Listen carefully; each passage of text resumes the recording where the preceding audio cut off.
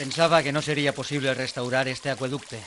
Es trobava destrossat i sembla que la riuada ha estat més forta que altres voltes, però crec que avui acabarem de rematar l'obra. Sí, l'any 1581 passarà a la història per la gran crescuda del Palància.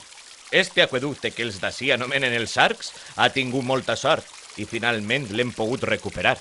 Realment, si tenim en compte que ja existia en temps de l'Imperi Romà, ha aguantat molts segles la força del riu. I com se sap de la seva antiguitat? És molt fàcil. A la partida de Sabató, que es troba ací al costat, hi ha un forn d'una vila romana i al seu voltant s'ha trobat ceràmica d'eixa època. Verdaderament, esta obra està ben acabada i resulta d'una gran bellesa. Són 12 arcs molt destacats. Els 4 primers estan rebaixats i fora del llit i no han estat afectats per la riuada. Després està un de mig punt i el matxo.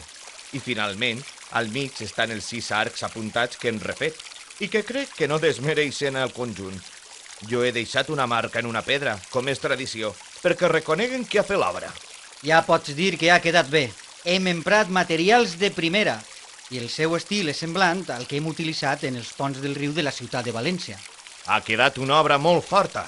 Calia que quedara així perquè este pas és molt important i per ell l'aigua arriba a Sagunt. També és important per a esta baronia.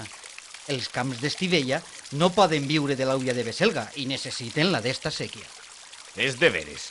Estivella s'abastís en part de Veselga, però realment, si no existiren els arcs, difícilment hauria nascut este poble, que en un principi era sols una alqueria situada al voltant de la sèquia.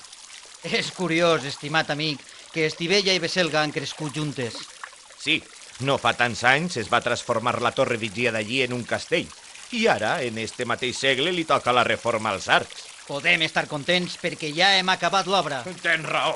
Esta nit ho celebrarem.